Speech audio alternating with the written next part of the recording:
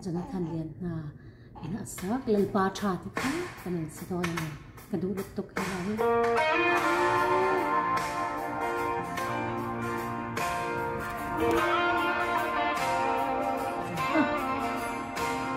lalpa cha ni akhi lâu na lệ lưu ngày na kêu càng muốn mình chim lại lệ boy na lệ mong ăn na kê lâu thiên chi mà sơ la hẹn hiền mình siêu ngon chi hồn hai xa bỏ mình ôm vui mình sợ rằng chi mình khát thăm thấy lời bằng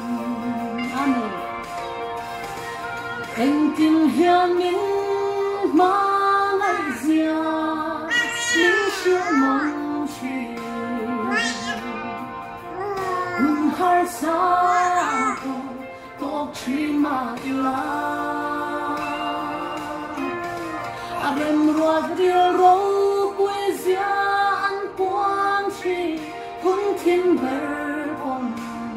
amen ato patwa lalpa cha an sia mom la chi zachen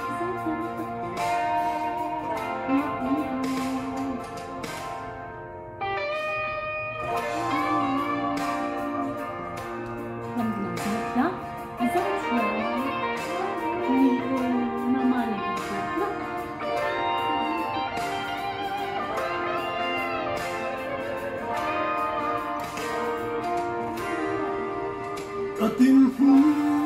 cả ngày tua anh vàng đuôi đi các anh xe đâm bộ thác lâu na lệ nun bay đông là ru nai pon mang ngày từ lâu ba ero kalaka bay đông ngày lâu mình khát thầm lâu mà ngày mình cả sầm lâu amen bro quý về anh tin hiền mình mà ngày già mình siêu mong chi hồn hai xa tốt chi mà ila em ruột riêu râu bụi giang buông chi hung thiên berpon ato patwa lalpa cha ti kam fia non chi lalpa cha ti kam fia non amen lalpa cha mo lalpa hi cha ni rong ni